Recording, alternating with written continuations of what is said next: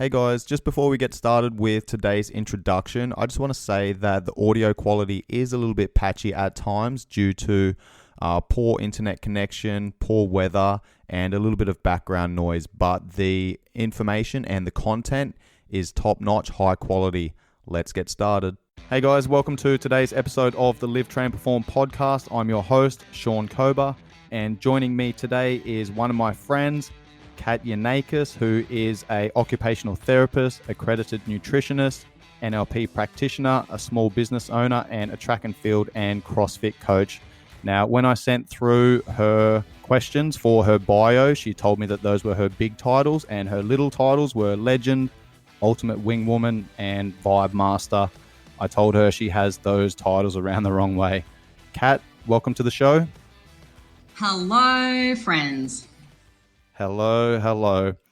So for those who have been following the podcast, I have just recently finished going through the Swiss 8 mini-series, which is a proactive mental health program designed to allow people to structure in the most important things in their life.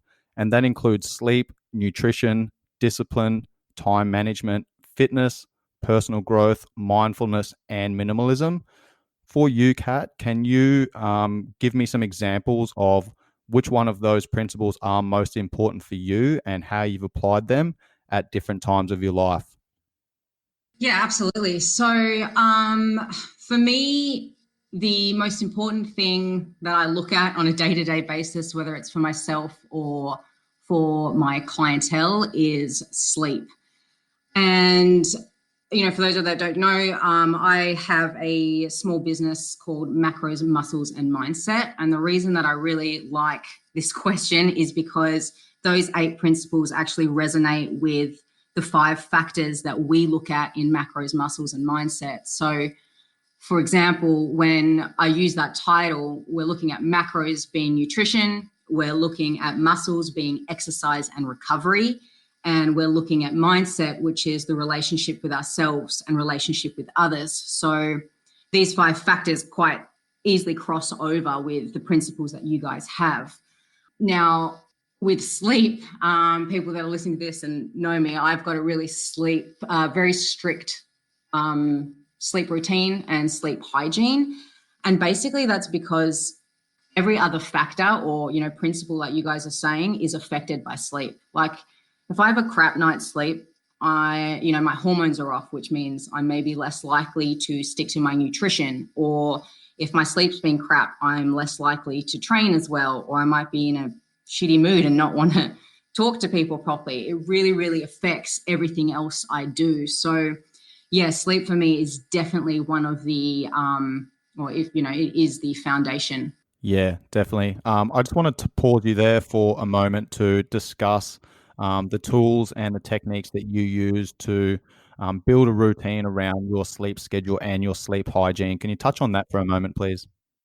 Basically, what's happened over the past 5 years is I've developed 2 very successful businesses. And in 2015, I went through a process of developing a food company, which essentially blew up in my face. It happened really fast. And I wasn't sleeping. I was doing 80-hour weeks. I was trying to create income for myself and, putting back in the business, which is FitSnax. And I found myself in a really weird place. And a lot of it was based around the fact that I wasn't sleeping properly. And what's ended up happening over time is I've learned and educated myself on the importance of sleep. And I have now become so routine with it that I'm able to basically travel with ease and, adapt to kind of any time zone because of these tools that I implement. So for instance, I am really strict on my kind of thing is the morning starts the night before. So basically what I'll do is in the evenings at, 9 o'clock or about an hour before I go to bed, I'll dim my lights, I'll put my phone away. So I'll sleep with the phone out of the room or at least on like the other bedside table. I will do no screen time, so no laptop, no TV, nothing like that. I'll tend to read, write out or journal. and basically bring myself into a calm state. And it really helps switch my mind off. And as soon as I get into bed, I'm out, like I'm asleep. Yeah, that's amazing. And it's very similar to my philosophies and my principles and things that I've spoken about on my previous episodes on sleep. Um, let's go back to when you were building your business. You were doing 80 hours a week, building out your company. Now, that's obviously a massive responsibility to be building out a company, because when you become a business owner, you need to invest so much time, energy, effort, and money into building that business. And a lot of people think that owning your own business is freedom, and it can be, but there's a lot of hard work and dedication that goes in behind the scenes. And people don't realize that you become your own boss and your own bookkeeper and your accountant and your cleaner and, the admin clerk and all of this other stuff. Can you talk about some of the difficulties that you faced when you were building out your business? Yeah, so look, with FitSnax, it was something, like I said, like it grew really, really fast. And, when I look at my coaching career and what my kind of life pathway has been the last 12 years since I started coaching, it's been a up and down process. And the biggest learning curve for me was this time building out FitSnax. And part of it was because I entered into an industry that I really knew nothing about. I knew nothing about, food licensing. I knew nothing about how to get into a commercial kitchen. I knew nothing about overheads. I literally knew nothing. I was just this girl who had, long story short, we can go into it, but I ended up in Sydney. I had an idea and I was making these things at this point in time. They didn't have a name, in my kitchen, and selling them to a gym in a cafe. And at the same time, I was actually working in the cafe. I was working as a coach within that gym, and I was doing my online work as well. So I was doing 4 things and then trying to also make these FitSnax. And basically what happened was there was a demand, and all of a sudden I had one stockist to 20 within the space of about 6 weeks. And when you're 24 and you're trying to kind of also build up a coaching business and you're doing something like this, which at the time was like on the side, I was incredibly overwhelmed. I didn't have much support. I was obviously, Perth is actually my original hometown. So I was in a city that I didn't really know well. And I was trying to put all this money into this business to try and develop this product. And at the same time, I was also trying to learn about things like, okay, insurances and where do I go to get a commercial kitchen? I now need a car. I need to consider, as you said, bookkeeping. I need to learn, about overheads. I had to learn all this stuff at the same time as trying to produce this product and do jobs to keep myself supported as well as put the money into the business. So FitSnax didn't actually start with a sum of money. It was literally me just in my kitchen. And that was really, really tough because I had no choice but to work to create that income. And it meant at that time, I didn't know at that time, I should say, the importance of really creating structure and routine in a day to allow, time slots to educate myself or time slots to unwind before going to bed. Like I would go to bed so stressed out. I would be emailing till, 10:30, 11 o'clock, and then I'd be up at 5 to try and train. And I just didn't have structure and routine in the initial phases or that initial 6 months of creating that company. That's an interesting point. Um, if you could go back now to 24-year-old Kat and give her some advice on how to go through that process again, what is some advice that you would give to her? Start a business like that with money is actually honestly one of the biggest lessons I learned from that. The other thing would have been, and I know this might sound weird to some people, but I actually read a book that year, towards the end of that year, called Thrive by Ariana Huffington.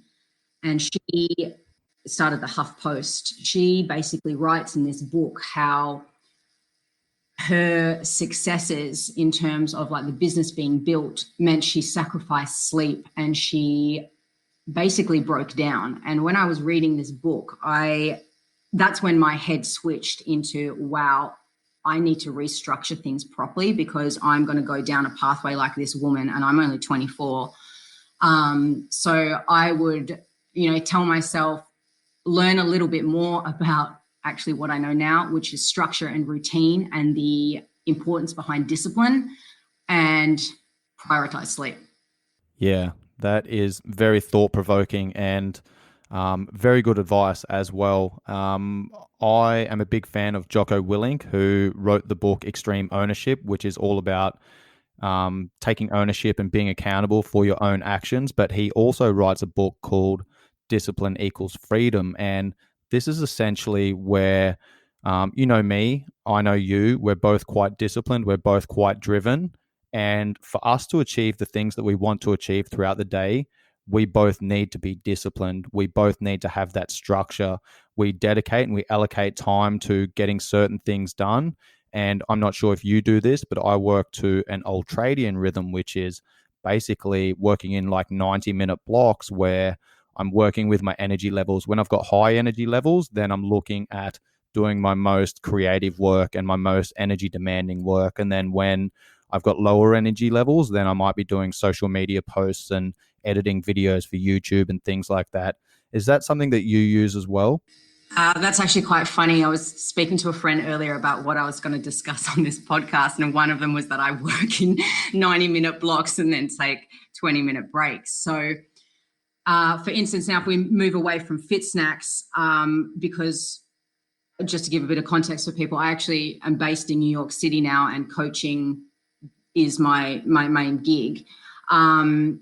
I have to do that. I kind of have no choice but to work in 90-minute, or I tell myself I have no choice but to work in 90-minute blocks with a little break. And the reason that is because I'm up at 4:50 a.m. I then have 2 clients. That takes up 90 minutes. I then need to walk to my next 2 clients. That's another 90 minutes. So I've tried to structure my day to make sure that I've got enough energy for the people that, need me.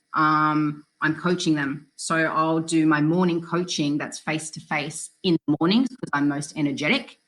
And then in the afternoons, after I've had lunch, I can sit down on the laptop and the computer and do my online clientele work, the mindset work, and my own personal education. So yeah, I definitely resonate with that as well.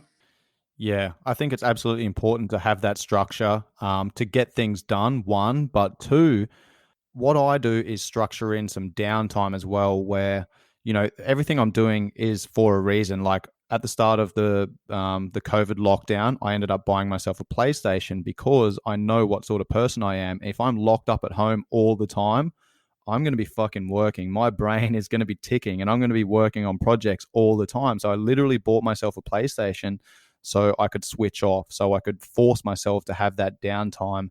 And a really good example, a good fable that represents this is that there's 2 lumberjacks that are competing in a world wood chopping competition, and the starter gun rings out, and they have 6 hours to chop as much wood as possible.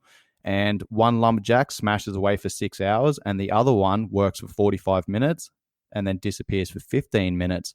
At the end of the 6, and he does this every hour. And at the end of the 6 hours, they come together, they weigh all the wood measured, and the first lumberjack who's worked 6 hours straight gets a good number, gets a solid amount of weight. And then the second one gets more than him. And everyone's like, how did you work an hour and a half less and chop more wood than the first person? What were you doing in that 15 minutes?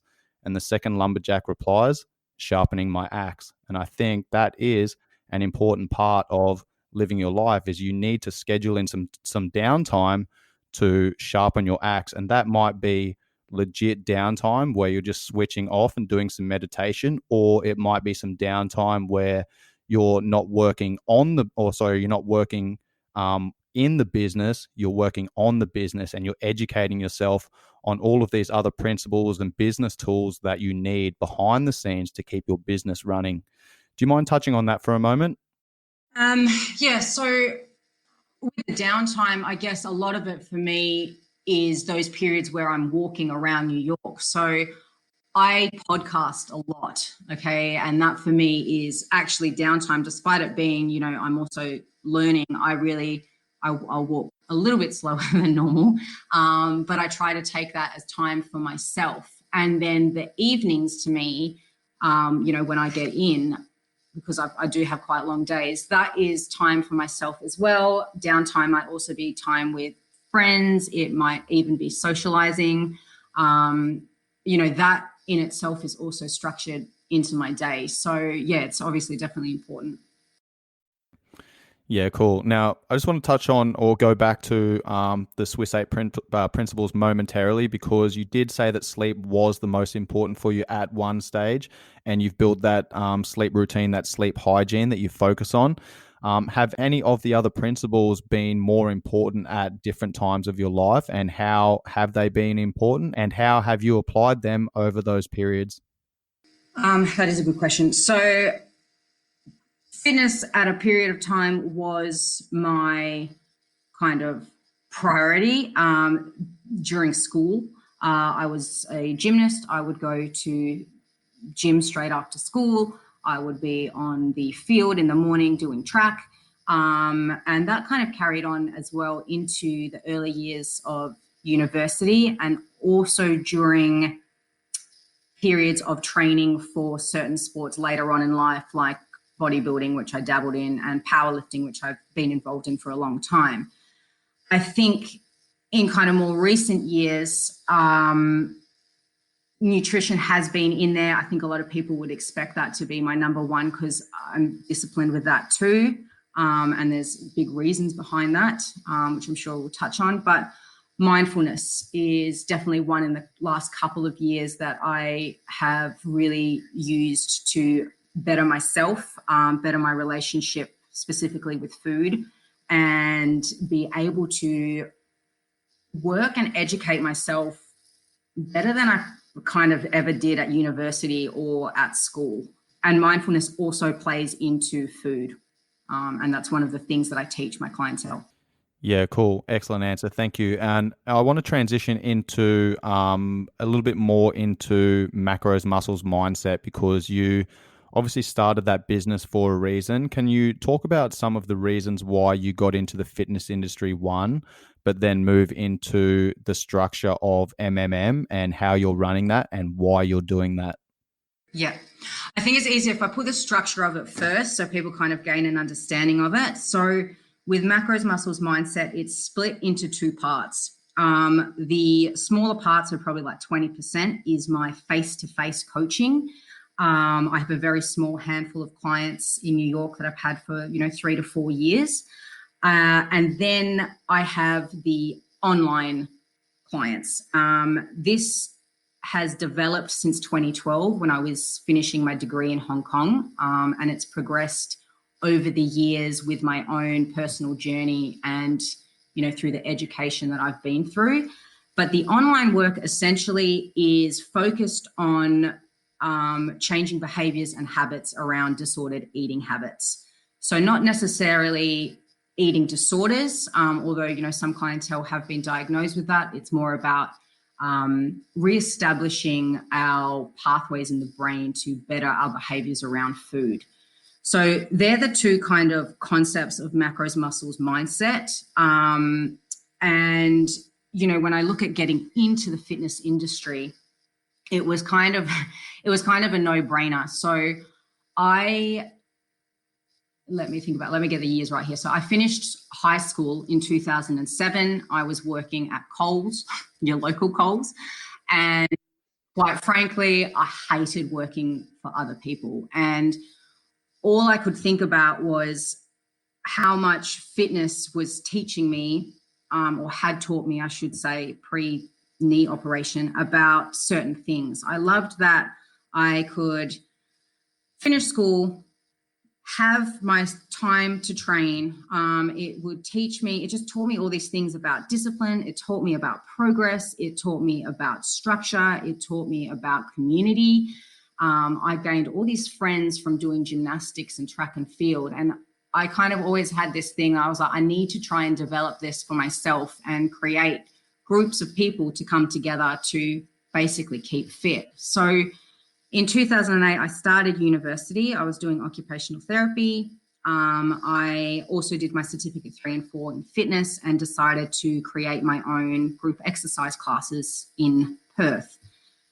And initially, my first couple of years, so that's, throughout university and in Hong Kong and on cruise ships, I was a group exercise instructor. And one of my biggest feats with coaching is some of the communities that I developed out of that. So I was running about 22 of my own group exercise classes throughout those years at university. I loved it. I really loved it. And some of the things that I look back on now as a coach is the communities that still exist because of it. So I've come back to Perth 7 years after leaving, and I had a group exercise class on a Saturday morning at 9 a.m. in 2008, 2009. And at 10 a.m. afterwards, we would go and get coffee afterwards. And I've come back 11 years after those classes started. And at 10 a.m. on a Saturday morning, these women are still getting coffee at 10 a.m. Like, it's unreal. That's amazing. Yeah, it's unreal. Like, every year on Christmas, they send me the Christmas party photo. And this is the first year I'm ever going to be able to join because I'm in Perth at this point in time. I got to have experiences. I worked in a prison for 2 years. Again, I worked on cruise ships. I really loved this community aspect. But what ended up happening once I got to Hong Kong and I saw the world in a different light, I realized how much I wanted to be able to travel, as well as be fit and, teach fitness or educate people on fitness. And that's when I created the online aspect of the business.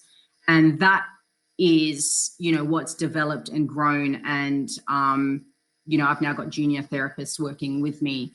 And it's the past couple of years in New York has really taken off. Awesome. Let's talk about that transition, because you were in New York, you built your business in New York, and then obviously the pandemic happened, and now you're back in Perth. So everyone's going through their own shit. Everyone's had to pivot their business. And something interesting that I've noticed is that people either survive or they thrive. And that depends on their mindset and how they look at their current situation. They either look at it as an opportunity or an obligation. And I know you, and I know how you've pivoted your business, but I'd like you to discuss with the listeners what happened once the pandemic happened, what was happening in New York at the time, and then what you saw occurring once you got back to Perth. So I thrive in chaos. A lot of people know that. I have to admit that, this process for me, in my head, as context, I have to come back to Australia every 2 years to renew my visa. So I was actually originally already coming back to Australia, which made the process for me much easier to prepare for because I was already thinking ahead. So that was pre-pandemic. Now, I've also had to do that process a few times. So I have had to leave face-to-face clients, on 2 or 3 bases for a prolonged period. So again, I had already the foresight to think ahead of what I was going to use my time in Australia for. Obviously, I didn't expect to be home for such a prolonged period. Usually it's only 2 months or so. And now this is going to stretch out to about 8 months. Now, with the pandemic, I have the opportunity to be in San Francisco every 6 to 8 weeks. And I was actually in San Francisco when it went into lockdown, which was pre-New York. And I was watching the news and I just was like, the gyms are going to shut. And I basically sent out this email to all my clientele, including the ones that I don't coach face-to-face, and was like, guys, this is happening in San Francisco right now. I think you should prepare in advance, buy some equipment, because if New York goes into lockdown, we're in trouble. So everyone kind of jumped on board, bought equipment, and boom, I got back to New York, and 7 days later, the whole city was shut. Um, and, a fair few people did lose their jobs. People were a little bit, at the initially hesitant, and then it kind of became quite a fear. New York became a completely different place. And, for me, what I saw was there was no people. Like, if you've ever been to New York, there's just people everywhere. There was no people around. You couldn't go on the subway. You couldn't get into an Uber. There were X's out the front of the Whole Foods. You could only have 20 people in the supermarket at once. Mask on your face.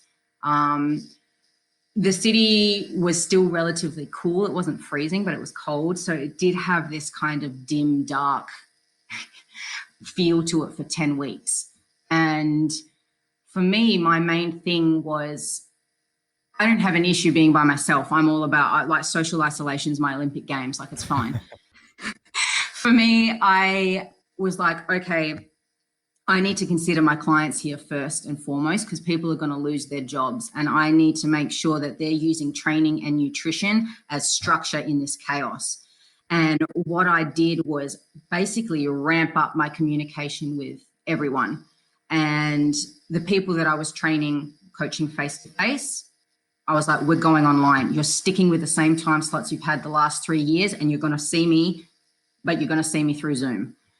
And, that's how I helped, I think, make sure that people were just on track. Because when you're stuck in the house and you can't even go out for an hour walk without someone questioning why you're out, there's a lot of behavioral things that can start to resurface. So my major focus was, okay, training as structure and nutrition behaviors as structure, because I know for a lot of people that being stuck in the house for a prolonged period could have spun off a lot of binge eating or overeating habits.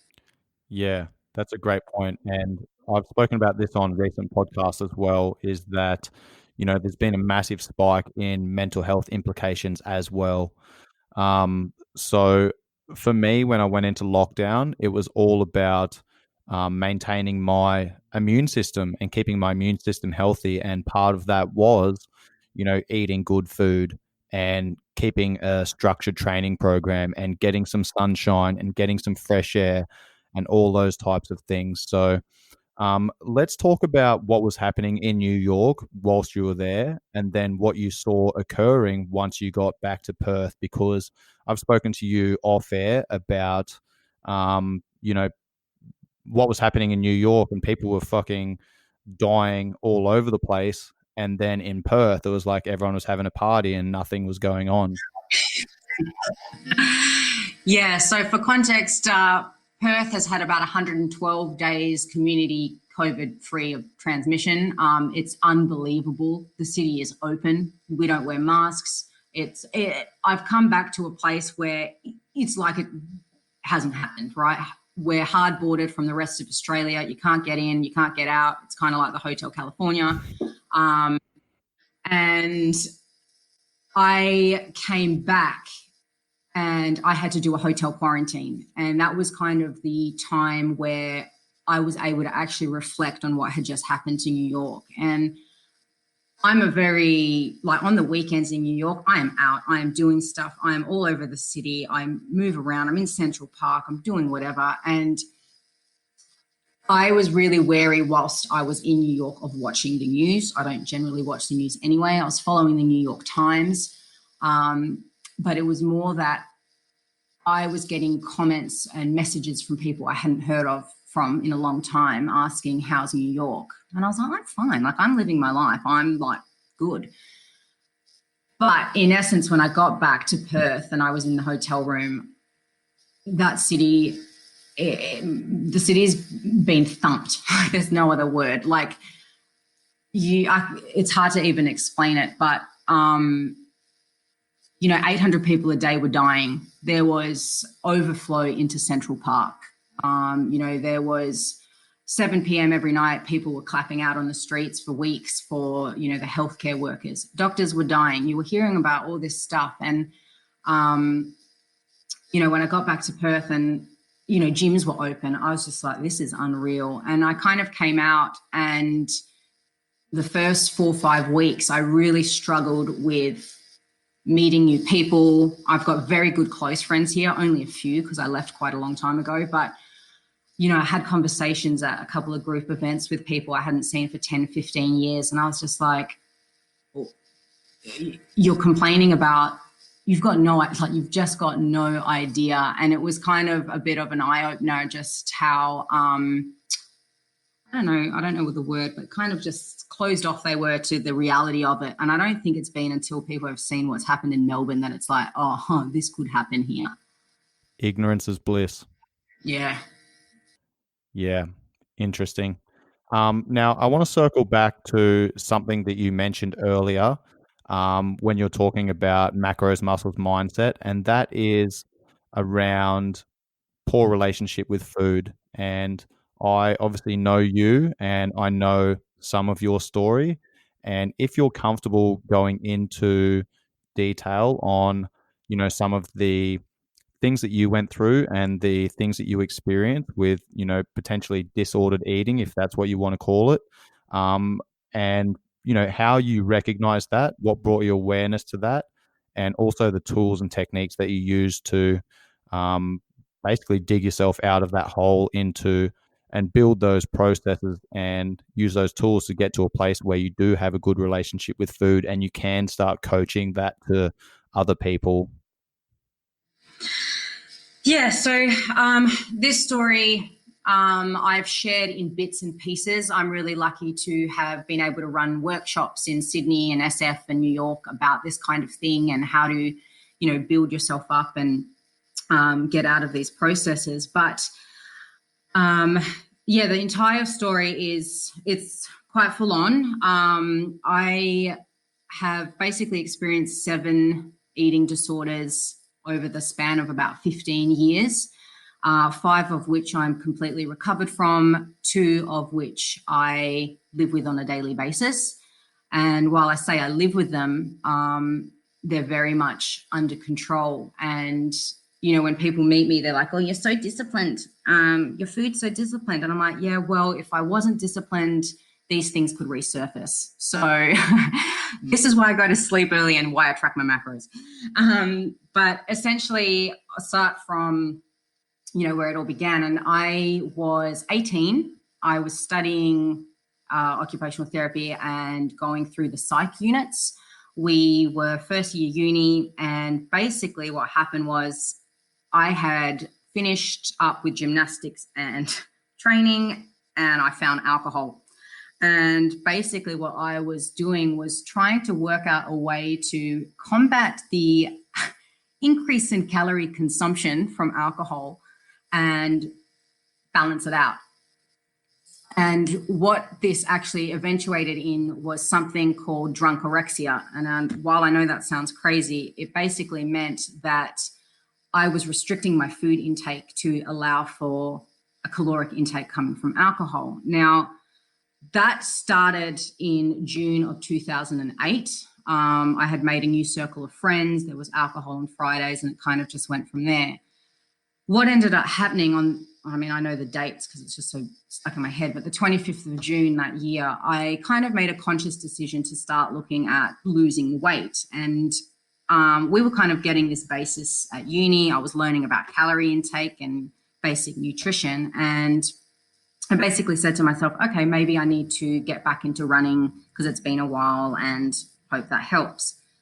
Obviously, it worked. I started to track my food. And what happened was, what I would try to do was eat and then burn off the calories that I was eating. So quite quickly, it spun into something called exercise bulimia.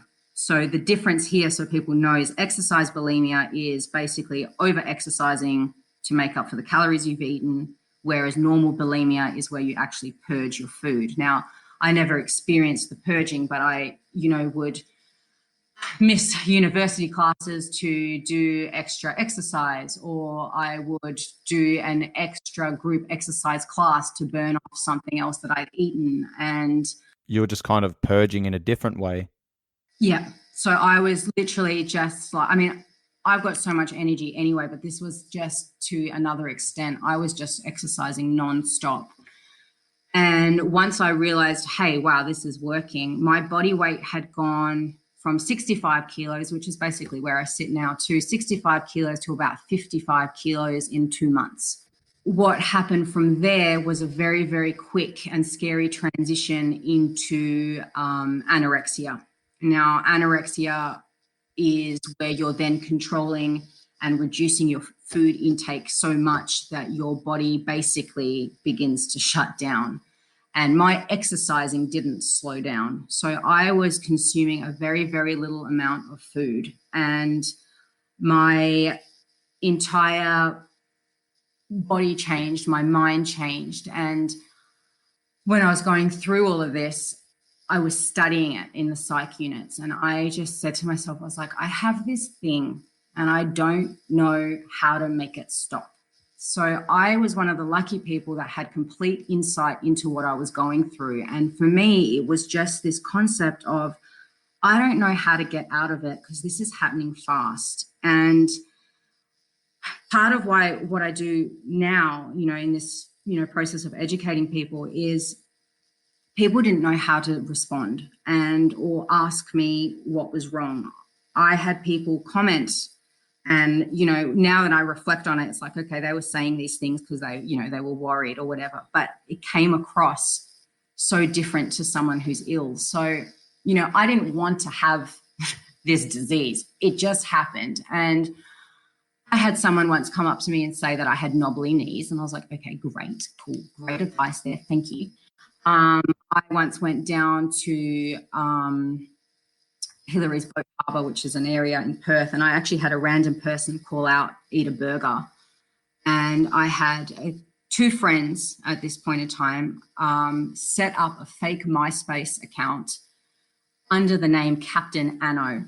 And basically they sent me this message that told me all these things I already knew, but was like, you've become an irritable person. You're angry all the time. You're a skinny bitch. All you care about is how you look.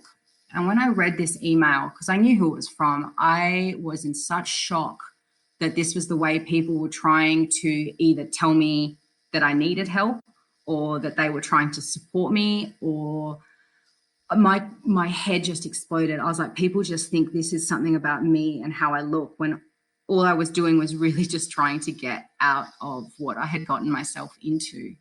And comments like that and people like that in your environment, they're not fucking helping. No, it made it worse. In fact, it made it worse because I was like, if this is what people think of me, why am I even bothering? Anyway, my family, they love me, I love them, but at the same time, they also didn't know how to approach it. And that made it hard to live in the house.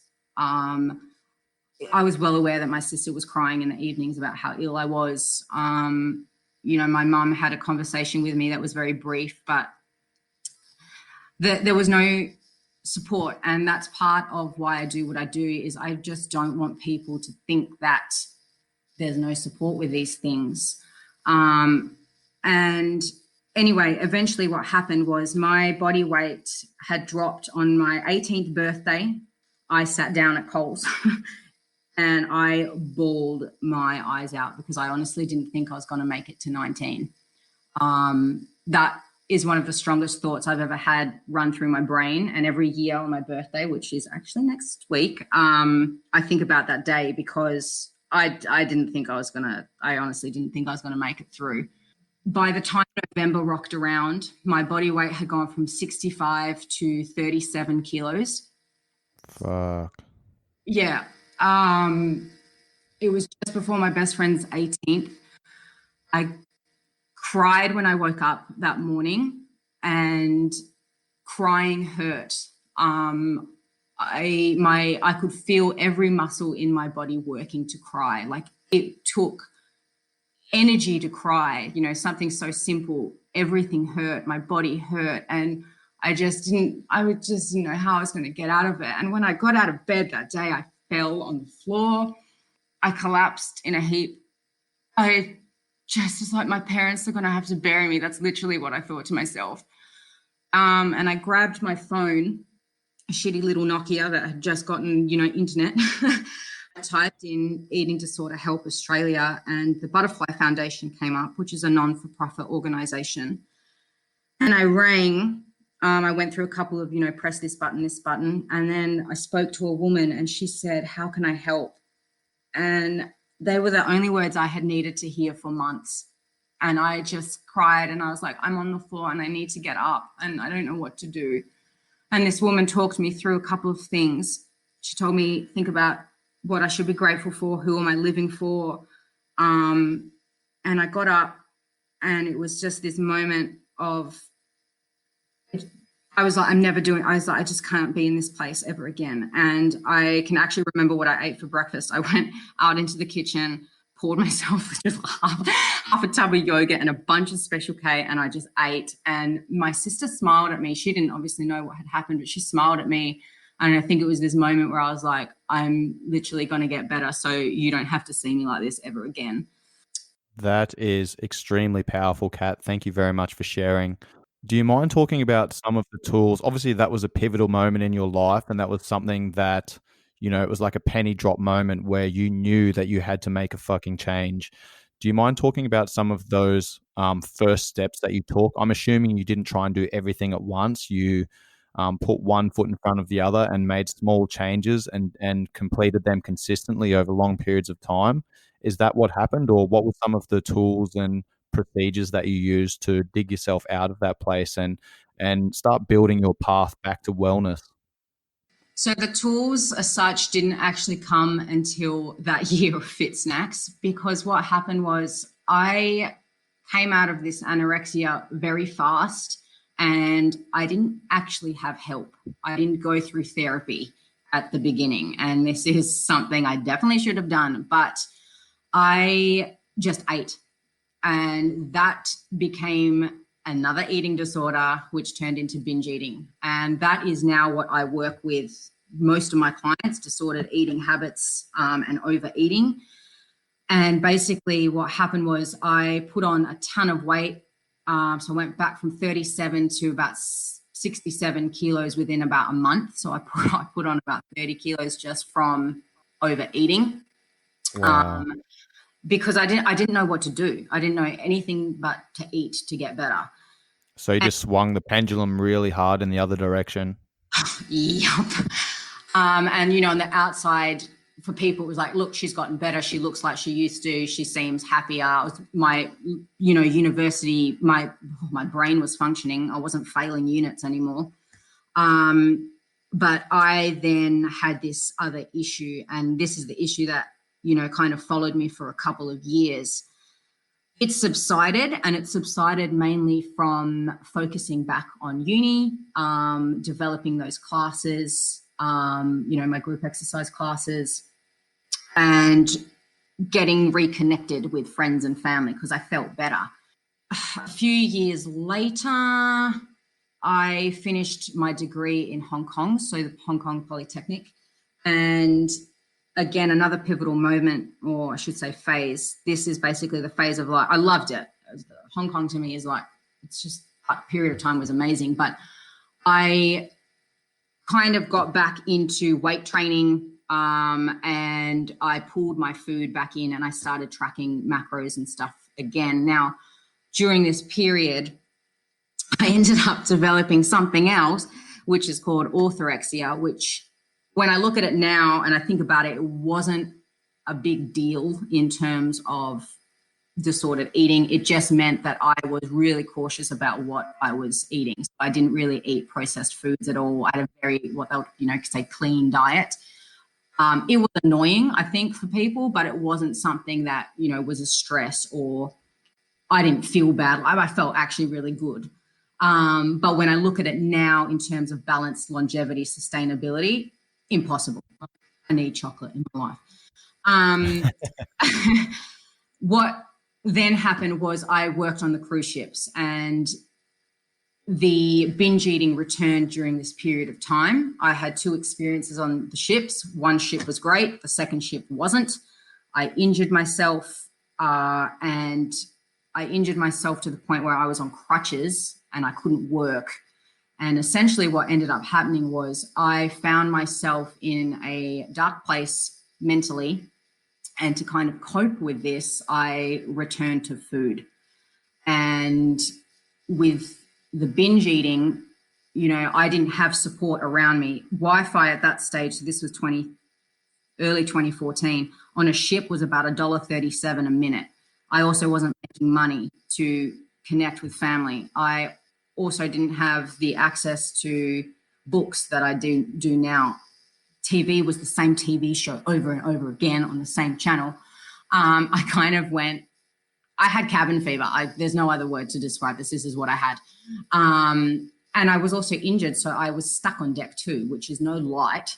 I was banned from guest areas. Like, it was just a shit show. But to cope, I ate.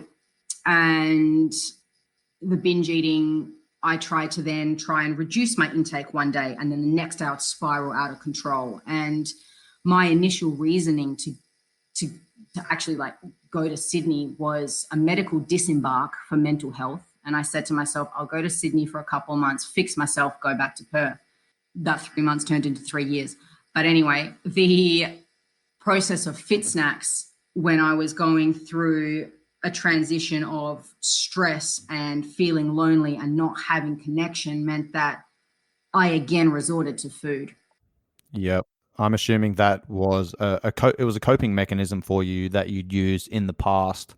And I think that's a really good point, is that a lot of people have coping mechanisms, and a lot of the time that coping mechanism is food or alcohol or drugs or whatever. Like, people use food as a way to treat something. If they're not feeling good, then they eat certain foods. If they are not feeling great about themselves, then they'll eat certain foods. And I think it's important to understand that relationship with food, because we used to look at food. This was only 100 years ago, when food was not abundantly available. Food used to be sustenance. It was what we consumed to sustain life. Okay. Now, the world that we live in now, food is abundantly available. And we've gone from using food as sustenance into using food for its hedonistic value, which is, I'm going to eat this because it makes me feel this way, or it's going to help me cope with this feeling, or it's going to help me with this situation, this scenario. Can you speak about that for a moment? Your relationship with food, and how you've basically changed your relationship with food and used food as medicine? Absolutely. So, that year, that if FitSnax went to shit, I'm so grateful for it because of what it ended up teaching me to create now. So with FitSnax and that period of time and how I was feeling, I actually tried to go into different therapies: cognitive behavioral, dialect therapy, behavior, and it didn't work. And I wasn't resonating with it, because some of the stuff that they're saying was, this is because you're a gymnast, this is because this and that. And I was like, this is absolutely bullshit, is basically what I said. This is something else. And it wasn't until I went to a neuro-linguistic practitioner where she actually said to me, part of what this issue is how you're talking to yourself and how you talk about food. So, for example, I used to think about food as good and bad. I don't anymore. I don't use those terminologies with my clients. I use terminologies like nutrient dense or less nutrient dense. I don't think about food as black and white. The other thing that she taught me was about the importance of habit loops, realizing and recognizing your habits, where these things are happening, what then stems from that. And the third, understanding the upper and lower brain, and knowing that there is a part of you that is hormonal and that you need to try and control when it happens. So these were the things I learned. And basically in the past 5 years, I've learned and developed them more so, and began to work one-on-one with clientele to create a process and a program that has been incredibly beneficial to so many people. And so it's so awesome to see people come out of this overeating or this weekend binges and blowouts just by using these three things: understanding the brain, understanding habit loops, and understanding how to change how you speak to yourself. So that has been the process that I've gone through, and I spent a lot of time learning, working on things, developing these things, and then educating myself more to then educate others. And part of what I do, is because this isn't something that is available to people. Like it seems like it's so hard to be able to talk about this stuff. And, my client retention rate is incredibly high. And part of it, I think, is because I can empathize with people, because I know what it is like to not have someone to support you through something like this. Mm-hmm.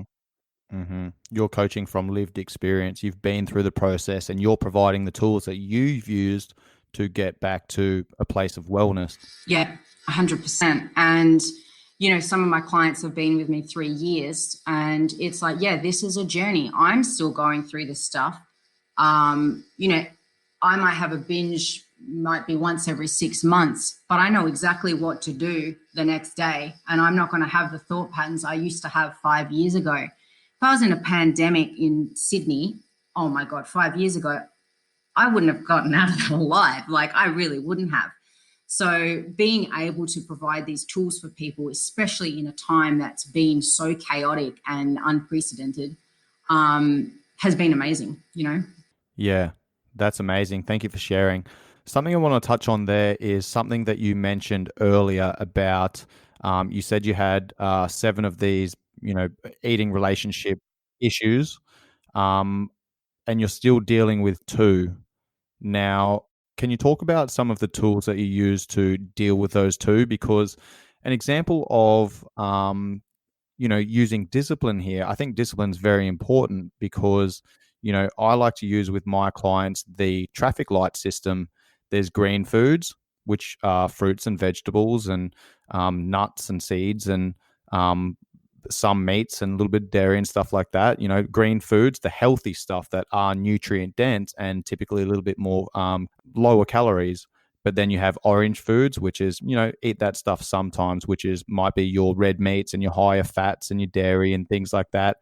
And then you're going to have red food, which are, for me, they're your domino foods. They're things like Pringles, right? Like once you pop, you can't stop. If you have some fucking Pringles, you're going to eat the whole box. So for me, it's about removing those things that we know are domino foods that you can't control yourself around, that you need to finish the whole box or the whole packet or the whole tub of ice cream or whatever. And that's a tool that I've used with my clients. Is there anything that you use along those lines to maintain your discipline in dealing with these 2 food relationship issues that you're still dealing with? Yeah, and I mean, this is different person to person as well. I mean, some of these tools will work for some people, some won't. Now, for myself, for instance, I do track my macros almost every day, whether or not that's in a season for competing in a, powerlifting competition, or it's just my, day to day. That to me has helped create a lot of balance. I have an awareness of I can actually eat ice cream every day and not feel guilty about it, which has reduced the amount of kind of stress that I would have had around. If there was a tub of ice cream in my house in Sydney, I would have eaten the whole thing, because I had such a bad relationship with restriction and allowance, basically. And, a large part of that was my terminology around food. What I do every morning, and I'm religious about it, this, I write in my journal every morning. And one of the things that I will write down is going to be food related. And that is as simple as saying something like, success at the end of the day to me is, and I finish the sentence. So success at the end of the day to me is eating out at dinner and not getting dessert. Or the success at the end of the day is being on vacation and not blowing out. Whatever it might be, I try to use some kind of terminology that sets me up for the day to basically keep myself subconsciously aware of what I'm doing. They're basically the 2 big ones. The third one is how I food shop. I don't bring a ton of that kind of stuff into the house. And generally what I'll do is make sure if I do, it's smaller and it's packeted. So rather than getting a bunch of Maltesers, for instance, I will get the small bag because I'm going to feel much better about just having the small bag, because there is a part of the brain that will tell me to keep going. And I don't want to have to constantly control that. So if I control the part before that, then that's awesome. And then in lockdown, I used, and a lot of my clients use this too, which was the process of an urge jar. And basically that was every time you have an urge to eat unnecessarily, which was a lot, you drop something in the urge jar. And, you know, if you did overeat, tip it out, see how many urges you passed on. And you're like, wow, I actually passed on 17 urges. I slipped up once. You start again. And then you try and beat that. That's how a lot of my clients got through that lockdown in New York. That is, I've never heard that tip before. That's awesome.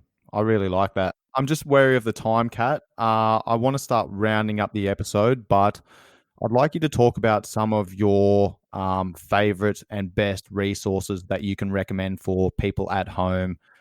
Might be podcasts to listen to, it might be books to read, audio books, courses, whatever. Any resources that you've used in the past that you typically recommend to all of your clients or the majority of the people that you speak to? Yep. So the first one, apart from my Instagram, is Which is? the Instagram is hashtag macros muscles mindset. I'll have that linked in the show notes. Thank you. Resource that I direct a lot of people to is a podcast available on Spotify called Brain Over Binge by Catherine Henson. She uses very simple language. It's 15, 20 minutes. She's got a ton of episodes, but the first 1 to 5 are an excellent understanding of the upper and lower brain and the importance of knowing what an urge is. Hers are fantastic. I also highly recommend Chasing Excellence by Ben Bergeron, just because I love his things and his philosophies, and he does implement those 5 factors of health in a lot of his podcasts. Yeah, I love it. You've pushed me on to Ben before, and I've listened to Chasing Excellence quite a bit. And Thrive was the book that you mentioned earlier. You gifted me that when you left Thailand. I did, because you were stressed. Ariana Huffington, The Power of Habit by Charles Duhigg. They're probably the ones that I would definitely look at starting on. If you're stressed out, thinking about sleep, head towards Thrive. If you're looking more at understanding habit loops and behavioral patterns, The Power of Habit is an excellent book. Yeah, amazing. I love it. I want to finish off with 1 or 2 more questions. Have you ever had any outstanding leaders or mentors in your life that have guided the coach that you are and the person that you are? In terms of coaching, I have to admit, mentor-wise, it's been more lessons, and that's been lessons from coaches that I've had. And I haven't stuck with an online coach because I've had experiences where I have had slip-ups and they haven't been able to empathize, or there's been processes that I haven't liked as a client. And basically that's taught me what not to do with my own clientele. So the fact, I'm really proud of my client retention rate.